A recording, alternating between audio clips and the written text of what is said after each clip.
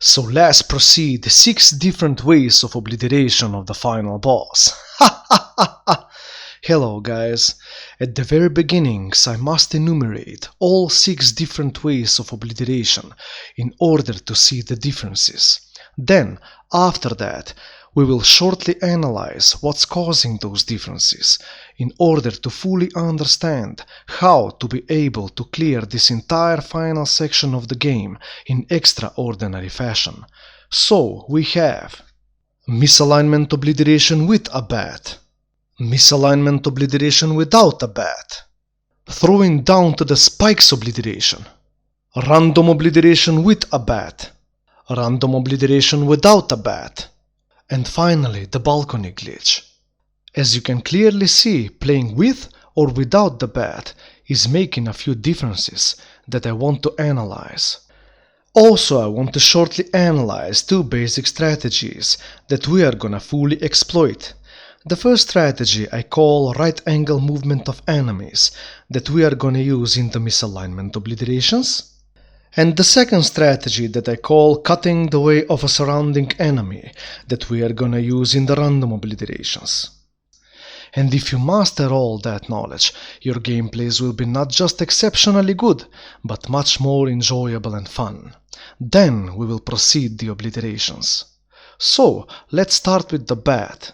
Playing with or without the bat has some advantages and disadvantages on its own, and we will shortly go through them all.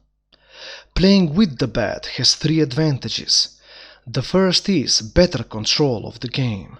And what that means is that with one swing of the bat you can change the position and configuration of the enemies on the field. You know, I don't need the bat for causing damage. I need it for better control of the game. That I will mostly use on the final boss. With one swing you can bring the boss closer. After that, you can exploit the second advantage of playing with the bat. So, let's see a few examples of that.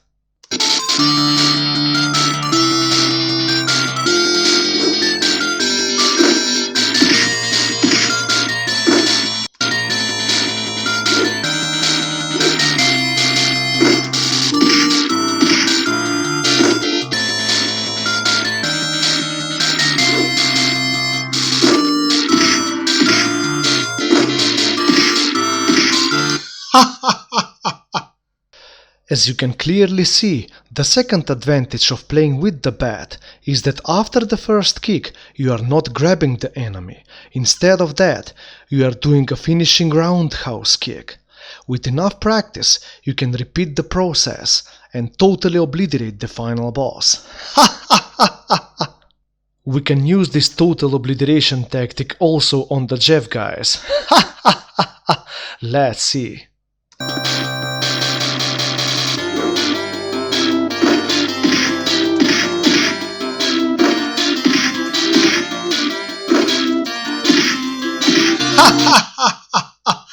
Alright.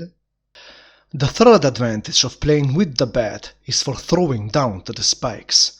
Here we must know the existence of the invisible hole. That is also a kind of a glitch. And, as I have said several times before, this game has so many glitches that you can exploit in your gameplay that makes this game so much playable and satisfying. So, the invisible hole is somewhere from here all the way to the end, but I will stick around approximately here. Playing in this section is extremely dangerous. One knockdown brings you down to the spikes, but also one swing of the bat brings them down to the spikes.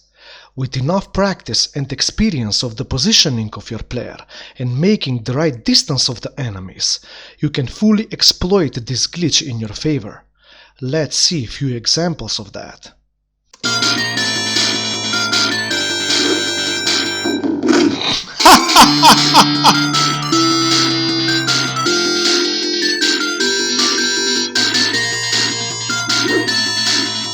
Oh yeah! Come on, baby. Yes!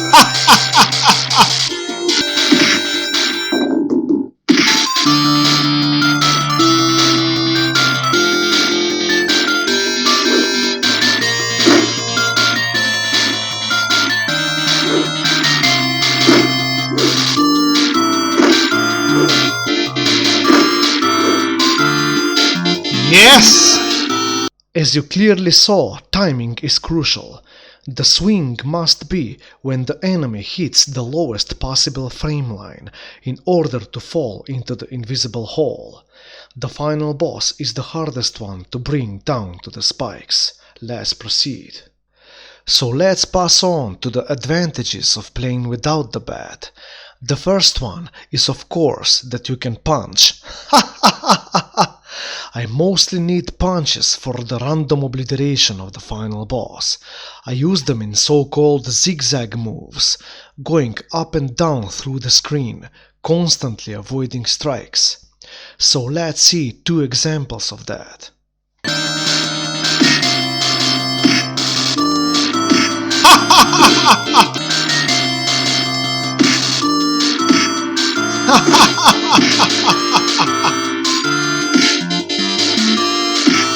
Yes! The second advantage of playing without the bat is that you can obliterate the enemies with knees. That works of course for the regular enemies,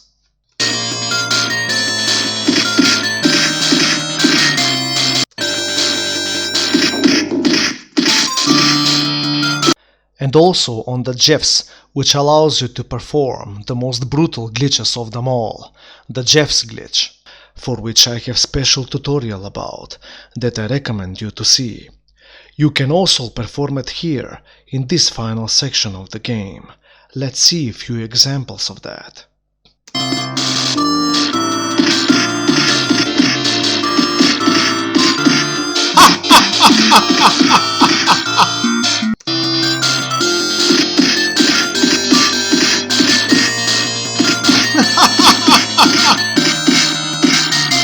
Yes!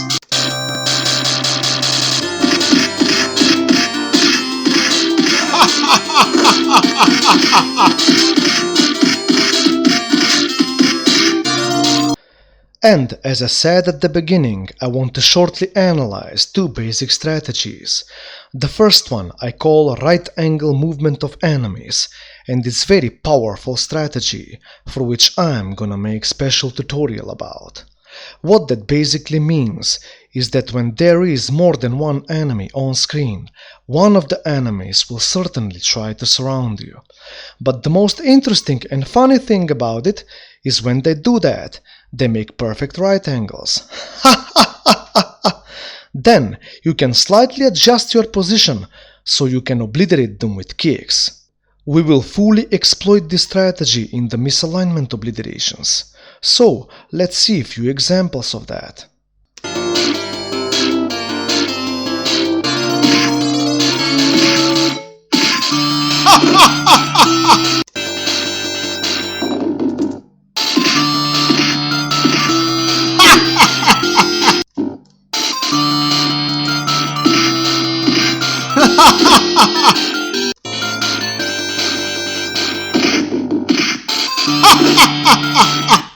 Only the final boss will never try to surround you. The second strategy I call cutting the way of a surrounding enemy, and it's one of the most powerful strategies in the game, for which I am gonna make special tutorial about. The basic principle is the same. When there is more than one enemy on screen, one of the enemies will certainly try to surround you. Then, by knowing that, with split-second decision, you can cut in his way and obliterate him with kicks. We will fully exploit this strategy in the random obliterations. So let's see a few examples of that.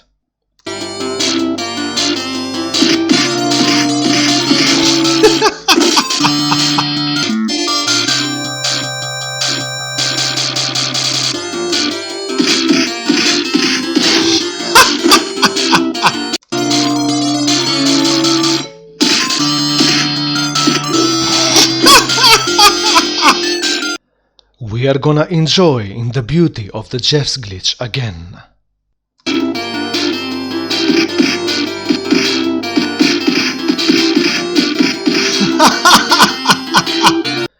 We can do it also like this. I call it the retreat kick.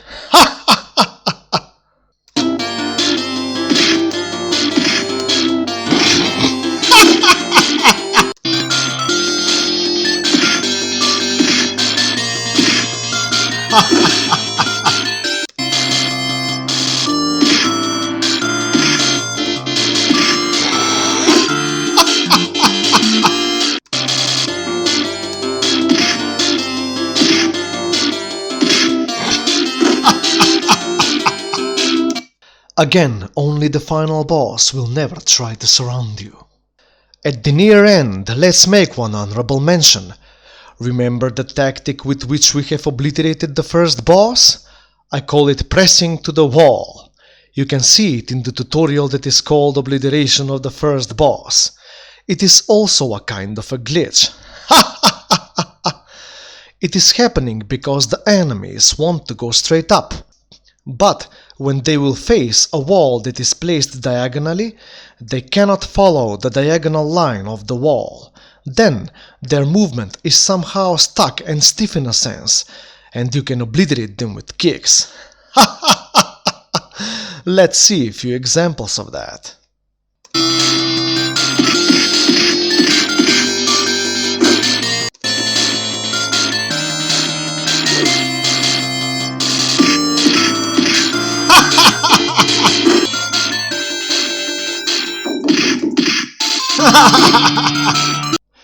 The Jeffs and the final boss are better pressed to the wall with a bat, because after the first kick we are doing a finishing roundhouse kick. Let's see that.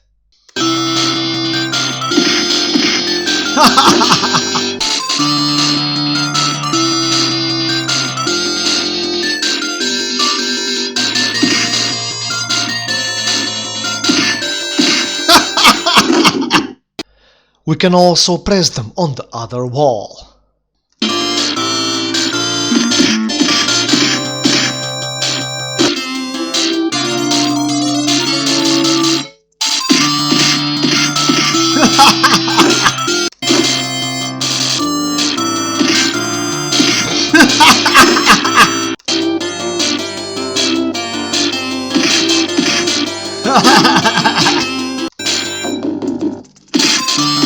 Yes! Also, I think it's crucial to remind ourselves that this entire final section of the game is interconnected. Therefore, we must watch the tutorial that is called Obliteration of the Black Abobos for two reasons. First, hitting the wanted misaligned frame line starts all the way back there. Let's rewind.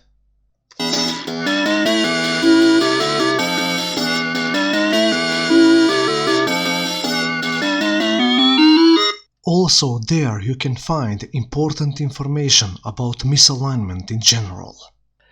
The second reason is that we will see this entire final section of the game as a whole and understand that we are continuing from the exact point and with the same amount of energy where we finished fighting the Black Abobos in order to finish the game without losing. And now finally let's proceed the obliterations. Misalignment obliteration with a bat.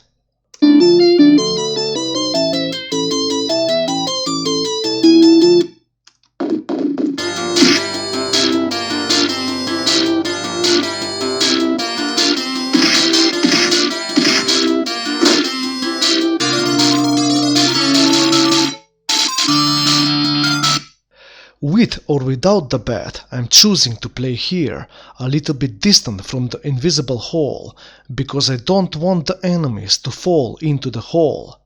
I want to totally obliterate them.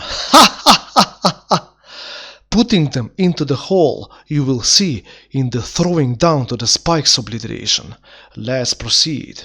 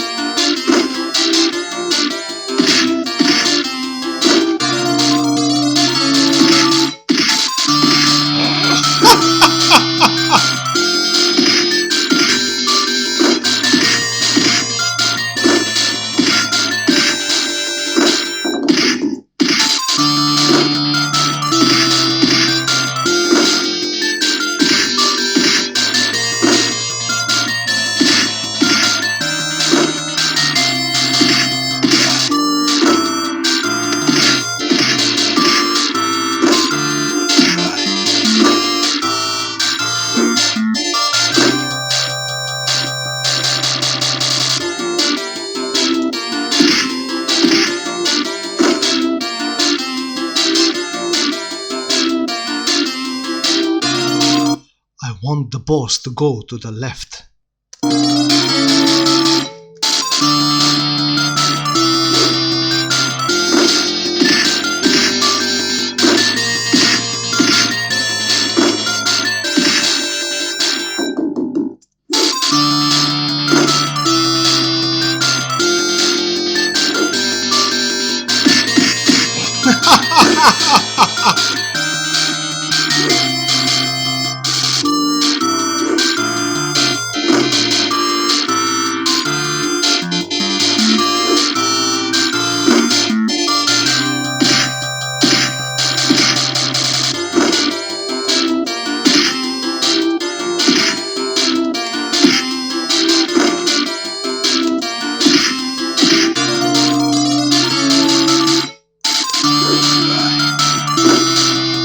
Yes!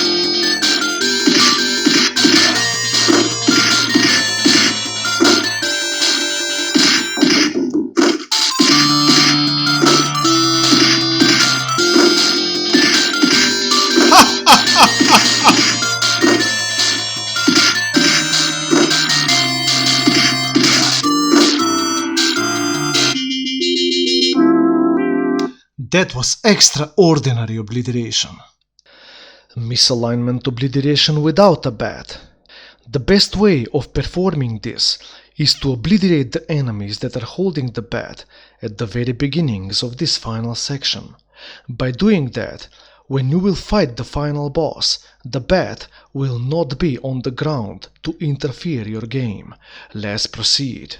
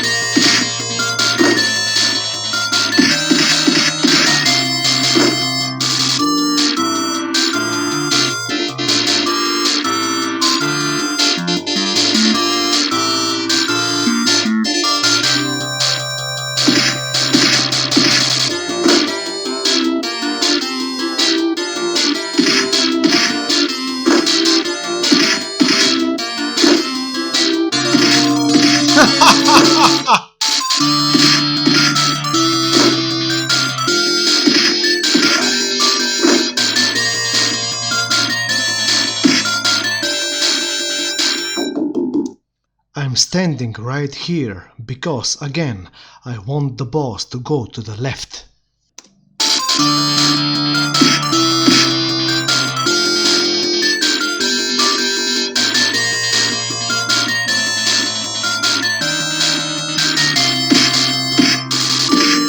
Yes!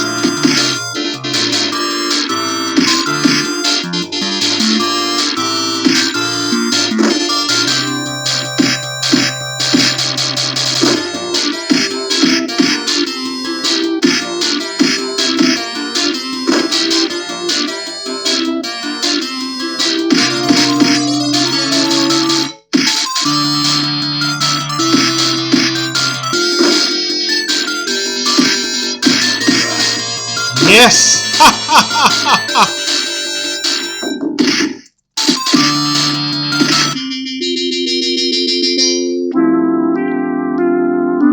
Alright. Throwing down to the Spikes Obliteration.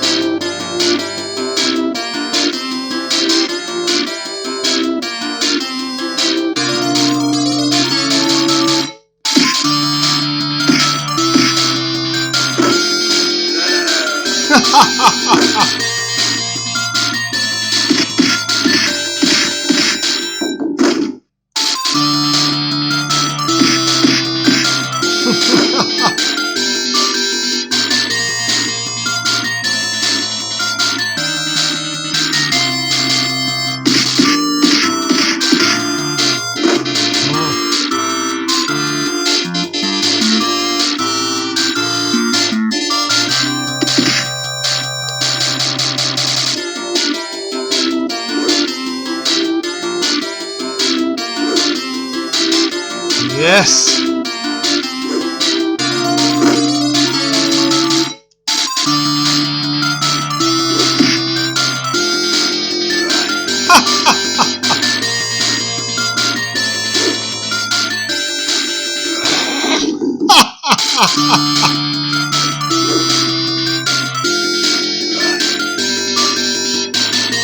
Now I will stand right here in order the boss to go to the right.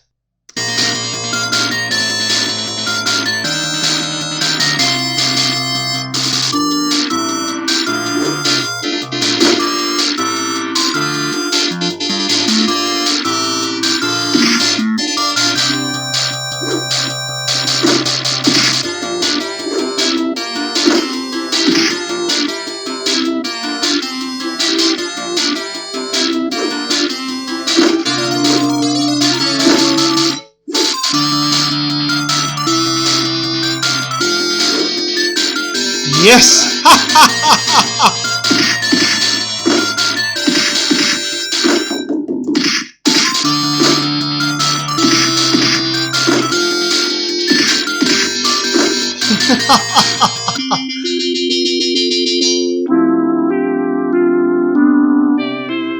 That was magnificent. Random obliteration with the bat.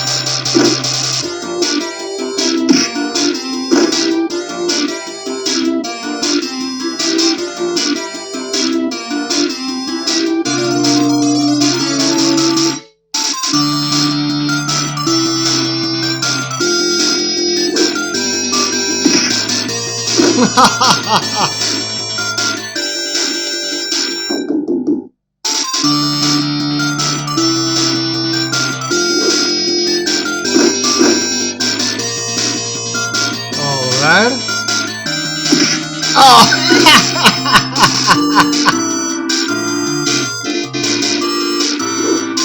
Now you will see.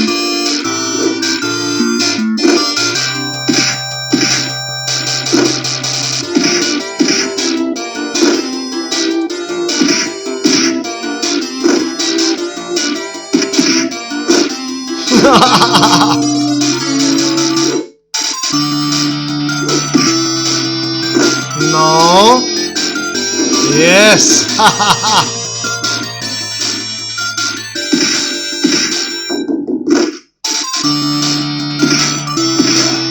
Yes! No, I will not die. I will not die. That was magnificent gameplay. That was a masterpiece. Random obliteration without a bat.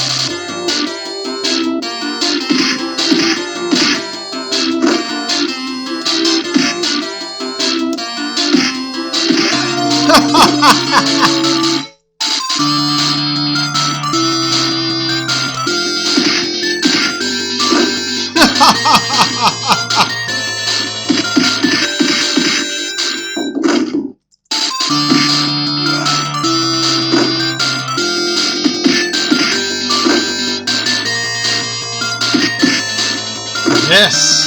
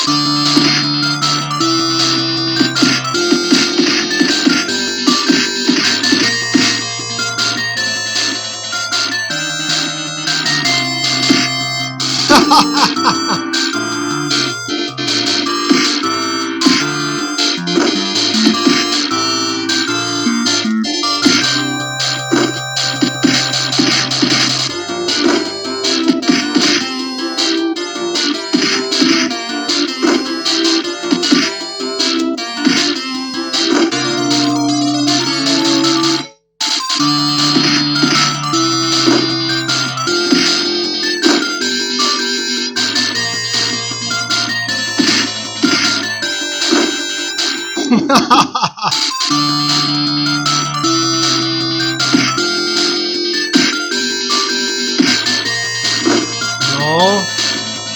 Ha ha ha, yeah.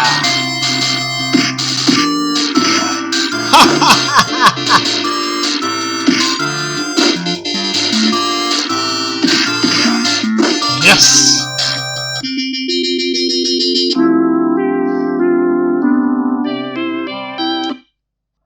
And finally, let's see the balcony glitch. It is the most amazing glitches of them all. It is far more easier to perform using elbows. But I'm not using elbows in my gameplays, so I will improvise. Now, let's go to the wanted position.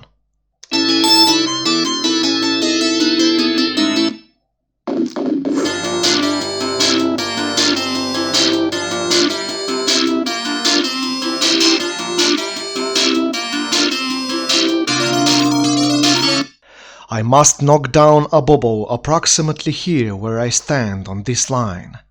Then stand above him with face turned to the balcony and perform a kick. If everything goes right, a Bobo will throw me and put me on the balcony where the boss is. Let's try to do this.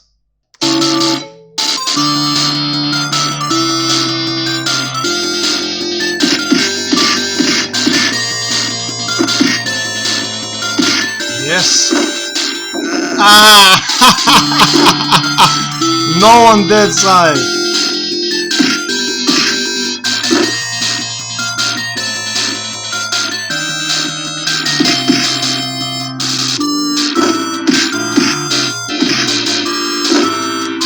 Yes! And finally, when you are on the balcony, you must hold right all the time, because you have just one little pixel on which you are standing on. But now nothing is happening. Starting the fight is crucial, because if you don't do that properly, the boss will hit you and throw you down from the balcony. Then there is nothing you can do, and you will must reset your game, because the boss will never come out. So the best way to start the fight is with a kick and a roundhouse kick. But you must slightly go down in order to have the reach. Then, after that, I will continue the obliteration with kicks. And that's it. That is the most you can do on the balcony. If you want to experiment, you can do just one punch and one kick. Everything else will destroy your glitch. Don't throw more than one punch, because you will throw down the boss from the balcony. Let's proceed.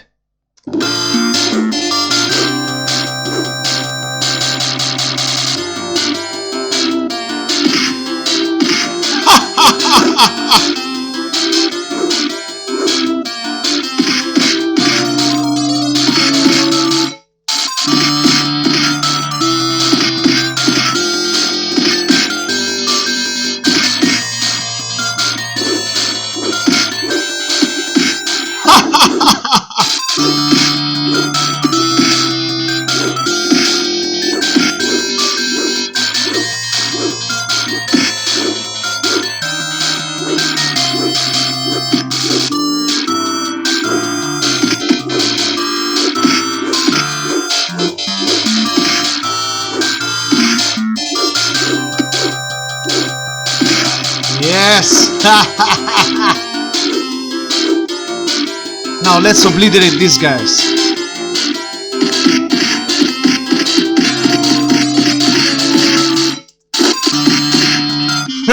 Yeah!